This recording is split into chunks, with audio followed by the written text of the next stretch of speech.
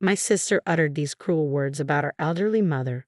Old people without money are just in the way. How could she say such cold things to her own mother? Anger trembled through me. I wasn't interested in Dad's inheritance or anything like that, so I could bear it, but it still upset me deeply. Then, shockingly, my sister and her husband kicked our mother out of the house. I glared at them, but they only smiled smugly, impervious to my protests. As I struggled with what to do next, Mom quietly said, "It's all right," and left the room. Bewildered, I followed her. After walking a distance from the house, she stopped, chuckled, and cheerfully remarked, "Those two are done for now." Perplexed, I asked, "What do you mean?" "My name is Kate. I'm 52 years old. I have never married, but I have no regrets about that. I've worked full-time at a local company, ensuring a stable life for my old age. My mother, Tiffany, is 79 years old. She and my father were known as a loving couple in our neighborhood until he passed away at 89. After his death, my sister Sarah became fixated on his inheritance. Sarah has a grown son who's known for causing trouble, and her husband is quite a character. Money-hungry and pretentious, always preaching that material possessions define one's worth. Their reckless spending habits constantly leave them short on cash, a troublesome pair indeed. Sarah has always been greedy and showy. I recall how, in high school, she would pester our mother for the latest fads. When Mom refused, Sarah resorted to stealing money from her purse. At first, Mom couldn't believe it. She noticed funds disappearing without her knowledge and decided to set a trap, leaving her wallet on the desk and observing from a hidden spot. As expected, Sarah took the money. Mom confronted her immediately, but Sarah shamelessly shouted, "It wasn't me. This is the first time. It's always Kate who does it." Furious, Mom scolded her but seemed relieved that Sarah hadn't stolen from someone else. My sister's husband shared the same mentality, maintaining appearances while their finances dwindled. They seemed eager to shower their son with money. It came to light that my sister and her husband repeatedly approached our parents, asking for financial support. They pressured them, saying, "We want to give our son a proper education. These days, tutoring is essential. Consider it an investment. Can't you spare $50 a month? If you don't help, don't expect us to care for you in your old age. Think of it as securing your future. Give our eldest son more now, and you won't have to worry about your later years." Our parents never intended to depend on anyone for their care, but they fretted about my future. "We're fine, but what about Kate?" My sister and her husband's eyes gleamed as if they found their prey. "Exactly, we can frame it as for Kate. Our eldest son will look after Kate in her old age. If you view it as an investment in our son, surely $50 or $90 isn't too much." Using the guise of care as a shield, they managed to extract a significant sum from our parents. So they continued to deplete our parents' finances. Mom and Dad lived frugally on their pensions, making their lives undoubtedly challenging. Then, their grandson secured a job and moved out of state. I feared he might never return, leaving our parents' financial support in vain. Discussions about tuition ceased, replaced by requests for money to cover their own living expenses. Our son has grown up and moved away, but his education drained us financially. "Can't you continue helping us? The usual $90 will suffice. Kate is unmarried and unreliable. It's always better to have a man around." "Don't worry, Dad. If anything happens, we'll be there in a heartbeat." Our parents realized they were being financially drained, but they felt powerless against my sister and her husband's persuasive arguments. They were skilled at painting their requests as investments for emergencies, even pledging to look after me. Then our father passed away. It might have been the stress. He had become a mere shadow of his former self, his health visibly deteriorating. When my sister and her husband notified us of Dad's death, her first question was, "What about the inheritance?" It was sadly characteristic of my sister to prioritize that over everything else. Inheritance. "Dad just passed away. This isn't the time for that." I tried to interject, but my sister cut me off. "I'll be there soon." "Mom's already there, isn't she?" I was horrified by my sister and her husband. Money seemed to be their sole concern. Even before the funeral ended, she began probing about the inheritance. Turning to Mom, she remarked, "Mom, you're not going to take everything in the inheritance, are you? You'll need care soon. Care requires money and strength, and you know a woman's strength alone isn't enough for that, right?" I struggled to grasp her words. Consider this. Would any mother-in-law feel comfortable revealing her vulnerabilities to a son-in-law she hardly knows? It felt like my sister was simply trying to pressure Mom, intimidate her, and lay claim to the inheritance. And what about Kate? What will become of her if she's left alone? Don't sisters need to support each other sometimes, Mom? You wouldn't want Kate to face a solitary life, would you? How could someone be so consumed by greed? I struggled to even consider her my sister anymore. I anxiously awaited Mom's response to her audacious demand for the inheritance. Mom calmly replied, "All right, I understand. I may need your husband's support in the future, so I'll waive my claim to Dad's inheritance. Is that acceptable?" But it wasn't. I attempted to intervene. "Mom, can we really trust her to honor her word?" Mom motioned for me to remain silent and then turned to me, saying, "Listen to Sarah. You should relinquish the inheritance as well." "All right," Mom insisted firmly, leaving me no choice but to agree.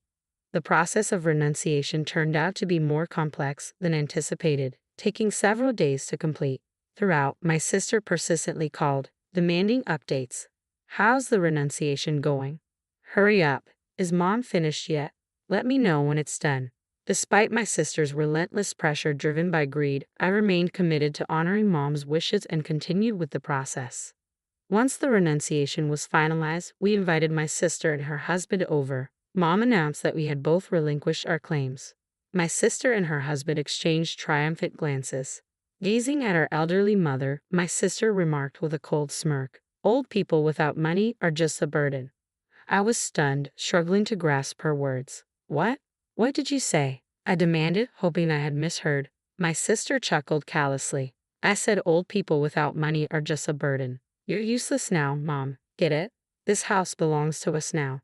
It's mine, and there's someone here who isn't welcome to stay." How could anyone say such cruel things to their own mother? It's unbelievable, right? Mom's continued presence in our house now seemed odd to my sister. "If you want to stay, you'll need to pay rent and cover living expenses. Is that acceptable?" Of course, it wasn't acceptable. This house held deep sentimental value for Mom, and she couldn't simply leave at their command. Yet after announcing the renunciation of the inheritance, they were already trying to evict the rightful occupants. It was unforgivable, even though we had signed away everything. Mom trembled as she replied, "It's all right, I'll leave. Everything in this house belongs to you now. Do as you wish with it all. I'll take only this small bag. I won't be returning to this house. Goodbye." My sister and her husband smirked maliciously. Fuming with anger, I accompanied Mom as she left. I felt somewhat bewildered as we departed. Even as we walked away, my sister and her husband made no attempt to follow. When we had put enough distance between us and the house, Mom suddenly stopped and burst into triumphant laughter. Why was she laughing? Had she lost her mind? It wasn't surprising, considering she had been manipulated by her own daughter and had now lost her home. Then Mom uttered, "Those two are done for now," with an almost cheerful tone. Confused, I could only manage to ask, "What do you mean?" "I moved out when I started working. By the time I turned 35, I had purchased the condominium. I never thought I'd marry. Where else would Mom go? I couldn't leave her alone, so I brought her to live with me." She repeatedly said, "Thank you. I'm sorry," not out of sorrow, but from a sense of guilt towards me. I knew she must have been deeply hurt. I resolved to live happily with her from then on. Once settled in the condo, Mom began to open up. I wonder why sisters can turn out so differently. I always knew she was greedy, but to this extent. How much money will ever satisfy her? I've contributed approximately $110,000 each year for 15 years towards her son's education. That's a total of $1,650,000. We never really expected any care in return. Was it all for my sake? Mom nodded with a hint of guilt. It seemed she had been contemplating my future, worrying that I might end up alone. I'm certain now that my sister and her husband never had any intention of caring for her parents or me. Despite Mom holding on to hope for Sarah, I doubt they ever had any plans for caregiving. Fortunately, Dad didn't require much care before he passed. It must have suited Sarah well.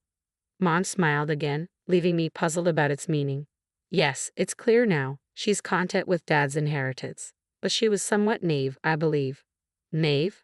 I inquired. Mom didn't explicitly state it. "You're a kind-hearted child," she murmured softly. Silence settled between us once more. Then she asked, "Did you have expectations regarding the inheritance?" "I never relied on it. I didn't care for Dad expecting inheritance. Mom and I were the ones who tended to him, albeit briefly. My sister insisted on male assistance for bathing and toileting, but Mom and I managed his care. I nursed him solely out of gratitude, with no expectation in return. And I planned to do the same for Mom, without my sister's involvement. It was all out of genuine love for them. Mom, why don't you come live here? I've been feeling lonely anyway, I suggested. Mom's eyes welled with tears this time. She thanked me repeatedly before saying something cryptic. Just give it a few months. I can't explain now, but I promise to tell you everything later. You don't need to suffer or be sad anymore. We can undo what's been done. Can you wait until then without asking questions? I was puzzled but sensed Mom had something on her mind, perhaps about my sister or the inheritance. For now, I agreed silently. Mom's face lit up with a youthful smile. I wondered about her mention of a few months, but I knew better than to press if she wasn't ready to share. I made a conscious effort to put my sister out of my mind completely. We decided to try a weekday hula dance class. How does this outfit look for Tuesday? Mom asked, a mix of embarrassment and happiness evident in her expression. I wanted Mom to enjoy as many moments of joy as possible while she still could. Gradually, she began to relax more and smile more often. After a few months had passed, I had nearly forgotten about our waiting period. Mom, however, remembered clearly and seemed cheerful that morning. It's been a few months indeed, and they've changed our lives, she remarked. Is that what you meant? Then Mom revealed something startling. After a certain period, you can no longer renounce your inheritance. Renounce the inheritance.